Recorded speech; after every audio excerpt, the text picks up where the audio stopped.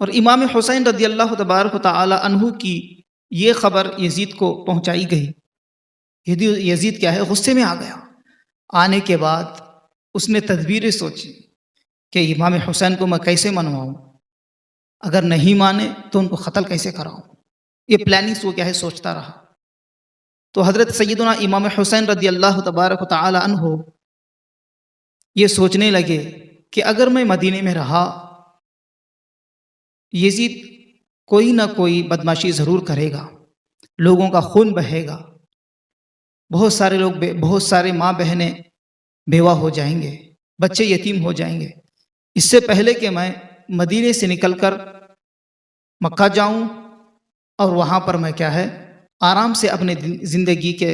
دن پورے کر سکوں۔ تو حضرت امام حسین رضی اللہ تبارک و تعالی عنہ مکہ چلے گئے، مدینہ سے نکل کر مکہ چلے گئے، کیونکہ پیارے عزیزوں اور دوستوں، مسجد الحرام میں قتل و غارت، خون بہانا، یہ سب کیا ہے حرام ہے، ممنوع ہے۔ وہاں پر کیا ہے سانپ بچھو وغیرہ جو تکلیف پہنچانے والی چیزیں ہیں اس کو مار سکتے ہیں، اور یہاں تک کہ حکم یہ ہے کہ جوں تک نہ مارا جائے، یہ حکم ہے۔ تو امام حسین نے یہ سوچا کہ میں اپنے پورے بچے ہوئے دن زندگی کے حرم میں اللہ کی عبادت کرتے ہوئے گزاروں گا۔ تو جیسا حضرت سیدنا امام حسین رضی اللہ تبارک و تعالی عنہ مکہ پہنچے تو عراق سے اور کوفہ سے بہت سارے خطوط آنا شروع ہو گئے، یعنی بہت سارے خط آنا شروع ہو گئے، یہاں تک کہ ایک روایت کے مطابق 150 خط آئے، اور دوسری روایت کے مطابق 1200 خط کیا ہے امام حسین کے پاس پہنچے۔ تو اس میں ایک خط بہت خطرناک آیا، اس میں یہ آیا کہ اے امام حسین رضی اللہ تبارک و تعالی عنہ، اگر آپ کوفہ نہیں آئیں گے تو ہم مجبوراً یزید کی بیعت کر لیں گے، کیونکہ ہم حکومت کے خلاف جانے کی طاقت نہیں رکھتے۔ اگر بروز محشر اللہ پاک ہم سے پوچھے کہ اے کوفہ والو، اے عراق والو، یزید کی بیعت تم نے کیوں کی؟ وہ تو بدبخت تھا، وہ تو بہت بڑا فاسق و فاجر تھا، اس کی بیعت تم نے کیوں کی؟ تو ہم صاف اللہ کی بارگاہ میں عرض کر دیں گے قیامت کے میدان میں کہ اے پروردگار عالم،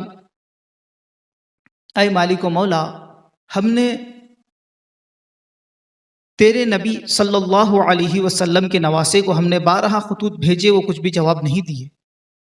ہم نے یہ اللہ کی بارگاہ میں عرض کریں گے اے امام حسین اگر آپ آئیں گے تو ہم آپ کی بیعت کریں گے، یزید کے خلاف کھڑے ہو جائیں گے، آپ پر اپنا جان مال پورا نچھاور کر دیں گے، آپ فوراً کوفہ تشریف لائیں، یہ ہماری عرض کو قبول فرمائیں۔ انہوں نے یہ خط بھیجا تو امام حسین رضی اللہ تبارک و تعالی عنہ شرعاً نکلنے کا ارادہ فرمایا۔ امام حسین رضی اللہ تبارک و تعالی عنہ نے یہ سوچا کہ میں جانے سے پہلے کسی اچھے معتبر شخص کو کیا ہے کوفہ بھیجوں، بھیجنے کے بعد وہاں کے حالات کو معلوم کروں، اگر یہ واقعی متفق ہوئے ہیں، اگر یہ واقعی اپنے قول میں سچے ہیں تو میں پھر یہاں سے روانہ ہوں۔ تو حضرت سیدنا امام حسین رضی اللہ تبارک و تعالی عنہ اپنے چاچا زاد بھائی حضرت سیدنا امام مسلم کو منتخب فرمایا، اور حضرت نے فرمایا کہ اے مسلم، تم کوفہ جائیے، کوفہ جا کر کوفہ کے لوگوں کے حالات کو دیکھ کر اچھی طرح سے ان کو جانچ کر اچھی طرح سے ان کا حوصلہ دیکھ کر مجھے بتائیے، پھر میں کیا ہے مکے سے نکل کر کوفہ آؤں گا، کیونکہ یہ کوفہ کے لوگ بے وفا ہیں، یہ کوفہ کے لوگ دھوکہ دینے والے ہیں، اس لیے آپ جائیے، اچھی طرح سے دیکھیے، دیکھنے کے بعد مجھے خبر کیجئے، میں ضرور کیا ہے کوفہ آؤں گا آپ کی بات پر۔ حضرت امام مسلم اور ان کے 2 چھوٹے بچے حضرت محمد اور حضرت ابراہیم، امام مسلم ان 2 بچوں کو لے کر مدینہ ہوتے ہوئے کوفہ پہنچ گئے۔ جیسا ہی کوفہ پہنچے تو مختار بن عبیدہ شخصی نام کے گھر پہنچے۔ تو جیسا ہی کوفہ والوں کو معلوم ہو گیا کہ مختار کے گھر حضرت امام مسلم اور ان کے 2 چھوٹے بچے آئے ہیں، تو کوفہ والے جوک در جوک کیا ہے امام مسلم کی زیارت کرنے اور ان سے بیعت کرنے کے لیے آ گئے، امام مسلم کی بیعت کرنے کے لیے آ گئے، یہاں تک کہ 40,000 لوگ امام مسلم رضی اللہ تبارک و تعالی عنہ کے ہاتھ بیعت کیے۔ 40,000 لوگ حضرت امام مسلم رضی اللہ تعالی عنہ کے ہاتھ بیعت کیے۔ اس کے بعد یزید کے کچھ لوگ کیا ہے کوفہ میں رہتے تھے، یزید کے لوگ کیا ہے یزید کو خبر دیے کہ اے یزید یہاں پر تیرے خلاف ایسا چل رہا ہے۔ تو یزید فوراً کیا ہے ابن زیاد کو جو حاکم بصرہ تھا اس کو فرمایا کہ اے حاکم بصرہ، اے ابن زیاد تو فوراً کوفہ جا، میں تجھے وہاں کا گورنر بنایا ہوں، تو وہاں جا کر میرے خلاف جو بھی چل رہا ہے اچھی طرح سے دیکھ، اور امام مسلم کے ہاتھوں 40,000 کوفی کیا ہے بیعت کر چکے ہیں، ان سے بیعت توڑوا اور ان سے روکے رکھ۔ تو ابن زیاد یہ بڑا مکار تھا، یہ بہت بڑا فاسق تھا، یہ بھی بہت بڑا غدار تھا، تو اس نے فوراً کیا ہے کوفہ پہنچا۔ جیسا ہی کوفہ پہنچتے ہی اس نے پہلا یہ حکم جاری کیا کہ اے کوفہ کے لوگوں سنو، یہ میرا حکم ہے، میں اب کوفہ کا گورنر ہوں، یزید نے مجھے منتخب فرمایا ہے۔ اے کوفہ کے لوگوں سنو، سننے میں آیا ہے کہ تم نے امام مسلم کے ہاتھوں بیعت کی ہے، یہاں تک کہ تمہاری تعداد 40,000 تک پہنچ چکی ہے، اور کچھ بھی لوگ اور بیعت کرنے والے ہیں۔ اگر تم نے بیعت کی اور اگر بیعت نہیں توڑی تو سمجھو تم پر قیامت طاری کر دوں گا۔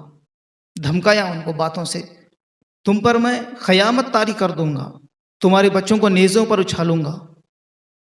اور تم کو میں ذبح کر دوں گا، تمہارے گھروں کو جلاؤں گا، تم کو برباد کر دوں گا۔